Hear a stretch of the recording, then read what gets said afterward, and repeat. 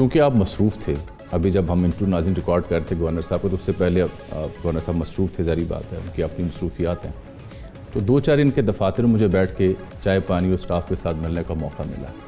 آپ کی ہر ٹیبل پہ میں نے 2 چیزیں دیکھی ہیں، ایک سیرت کی کتاب اور ایک قرآن مجید۔ مجھے قطعی طور پر یہ تاثر نہیں تھا کیونکہ گورنر ہاؤس میں بڑی بڑی دلچسپ شخصیات رہ چکی ہیں، آپ کی پارٹی سے بھی کئی لوگوں کا تعلق تھا، نون لیگ سے بھی تھا۔ یہ والا پہلو دیکھ کے میرے اندر کا جو عاجز مسکین ہے، فقیر ہے، وہ بڑا متاثر ہوا۔ یہ کب سے ہے شوق، شغف اور توفیق، اور اس سلسلے میں کب سے آئے ہوئے ہیں آپ؟ دیکھیں بات، اور مجھے یہ بھی اطلاع ملی کہ آپ بزرگان دین اولیاء اللہ کے ساتھ بھی بڑا آپ کا گہرا تعلق ہے، بلکہ آج کے انٹرویو سے پہلے بھی آپ کسی ایسی شخصیت سے مل رہے تھے، ذرا تھوڑا سا اظہار تو فرمائیں۔ دیکھیں آپ کی مہربانی ہے، پہلے جب آپ یہ بات شروع کی تو میرا تو اندر نہیں، میں جاسوسی کر چکا تھا، نہیں، مجھے تو یوں دھک دھک ہو رہا تھا کہ میں ادھر مصروف رہا، پتہ نہیں کوئی میرے جو ادھر اپنا گورنر ہاؤس کے لوگ ہیں ان سے کوئی کوتاہی ایسی ہو گئی تو کہیں جامی صاحب ہو، لیکن چلیں آپ کی مہربانی ہے، آپ نے کیا۔ دیکھیں بات یہ ہے نا کہ میں تو ابھی عمرے پہ بھی گیا ہوا تھا، اور وہاں پہ میں نے یہ سوچا بھی اور سجدے میں سر بھی رکھا، میری اوقات ہی نہیں ہے، خدا میرا گواہ ہے، میرا اللہ گواہ ہے کہ میری اوقات نہیں ہے۔ میں آپ کو کہہ رہا ہوں میری فیملی سے کوئی کونسلر بھی نہیں تھا، ٹھیک ہے، میں یہاں پہ جو پہنچا ہوں نا، بس اس مالک کی اسپیشل مہربانی، رسول خدا اور اولاد رسول کی مہربانی سے پہنچا۔ میں نیواں میرا مرشد اونچا، ان کے بغیر میرے پلے ککھ بھی نہیں ہے۔ اور میں آپ کو صحیح بتاؤں، ابھی میں عمرے پہ گیا، میری خواہش نہیں تھی، میں تو اس میں پھنسا رہا، میں نے تو اپنے لوگوں سے ملنا تھا، لوگ مجھے فونے کرتے رہے، میں نہیں مل سکا۔ وہاں پہ جو رائل پروٹوکول مجھے ملا سعودیہ میں، جو میرے ساتھ سیکیورٹی والے تھے، جب میں مسجد نبوی سے نکلا، وہ 6-8 میرے آس پاس تھے، تو قسم سے میرا دھاڑے مار مار کے رونے کو دل کرتا تھا کہ میرے اللہ، تم نے میرے پہ اتنا کرم کر دیا ہے، میں اس قابل کہاں ہوں کہ میں یہ شرطرے جو ہیں، شرطے میں آتا تھا تو یہ مجھے دھکا مار کے پرے کرتے کہ ادھر سے، اور آج یہ میری سیکورٹی پہ آس پاس کھڑے ہیں۔ تو میں اس مالک کا، میرے پاس نہ زبان ہے، نہ کوئی طریقہ ہے، نہ کوئی سوچ ہے، نہ مجھے سمجھ آ رہی ہے کہ میں اس کا شکر کیسے ادا کروں۔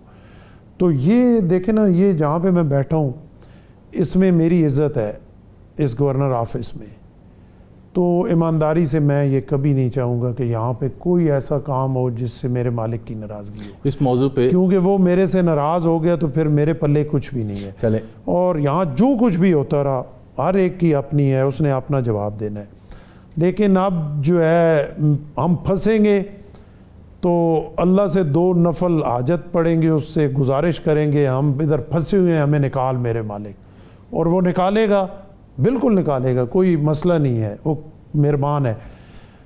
پھر 2 نفل پڑھیں گے، اس کا شکریہ ادا کریں گے۔ ہاں یہ ضرور ہے، میری زندگی کا اصول ہے، مالک سے مانگوں گا، اس کے آگے جھکوں گا، اس کے آگے ماتھا ٹیکوں گا، اس کے آگے ناک رگڑوں گا، لیکن کسی انسان کے آگے نہیں جھکوں گا، نہ اس مالک نے کبھی مجھے جھکایا ہے۔ اور صاحب آپ کے حوالے سے میں ایک بڑے ٹی وی چینل پہ کچھ خبریں دیکھ رہا تھا کہ نون لیگ سے آپ کے جو گلے شکوے ہیں، اس میں ایک شکوہ شاید گاڑی کی تبدیلی بھی تھی، تو انہوں گڈی دی واقعی لوڑ ہے گی؟ دیکھو بات یہ ہے نا کہ اب مجھے یہ نہیں سمجھ آتی بالکل کہ یہ بڑے ٹی وی چینل خبریں کہاں سے لے، میں اس لیے پوچھا نا آپ سے، ڈائریکٹ پوچھ لیتا ہوں۔ یہی میں کہہ رہا ہوں، دیکھیں میں نے تو ان 11 مہینوں میں ایک دن نہیں کہا کہ مجھے ڈیولپمنٹ دیں، اور مجھے کیوں نہیں دے رہے، ٹھیک ہے، مجھے اس کی ضرورت ہی نہیں ہے، میں کولیشن چلانا ہے، چلا رہے ہیں، عزت سے چلا رہے ہیں۔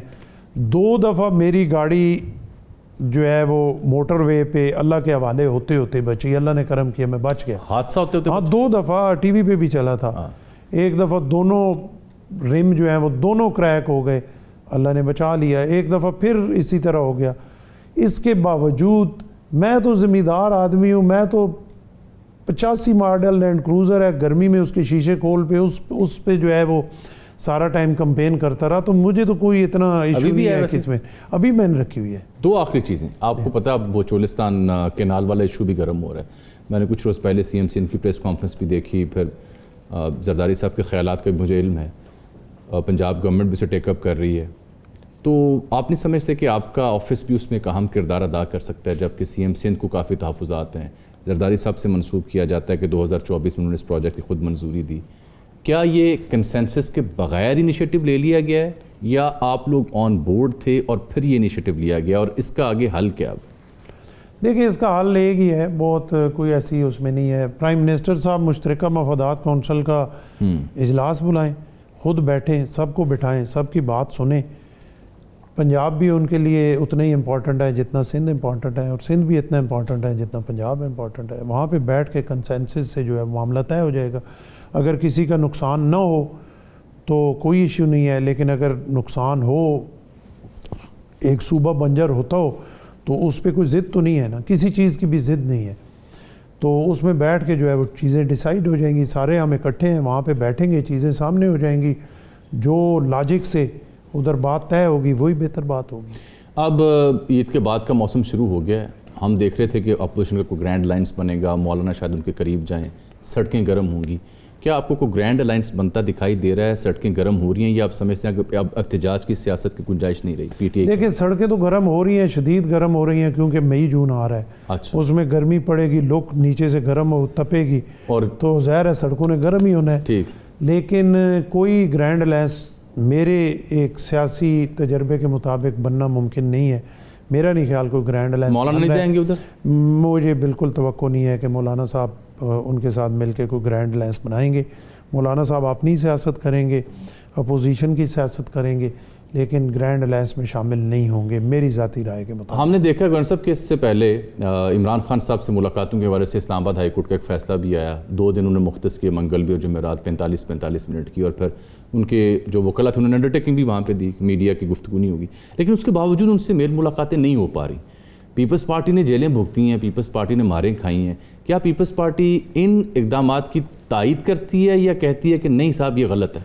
देखिए, बात यह है ना, कानून तो सब के लिए होता है ना। पीपल्स पार्टी के जब 14 साल जेल काटी आसिफ अली जरदारी साहब ने, कितनी मुलाकातें उनकी होती थी? रोज़ होती थी, या एक शेड्यूल तय था उसके मुताबिक होती थी। अब रोज़ तो मुलाकात नहीं हो सकती ना। रोज़ आप कहें कि हमारे 50 लोग जो है वो मिलेंगे और नहीं मिल रहे, या 10 लोग। लेकिन जो अदालत ने 2 दिन तय कर दिए, देखिए 2 दिन अदालत ने तय किए, तो वो तो होने चाहिए, उसमें तो इजाज़त है ना। एक शेड्यूल के मुताबिक तो उन्हें मिलना चाहिए। और मेरे ख्याल के मुताबिक ना पीटीआई ज़्यादा जो है वो उसको सियासी भी बनाती है, और अपोजिशन पार्टी है, ठीक है, सियासत उनका हक है, उन्होंने कोशिश करनी है जिससे उनके वोट्स बढ़ें, सिंपैथी गेन हो, और लोगों को जो है ये हो। वरना खान साहब को जो सहूलतें जेल में मिल रही हैं इससे पहले किसी को नहीं मिली मेरे ख्याल के मुताबिक।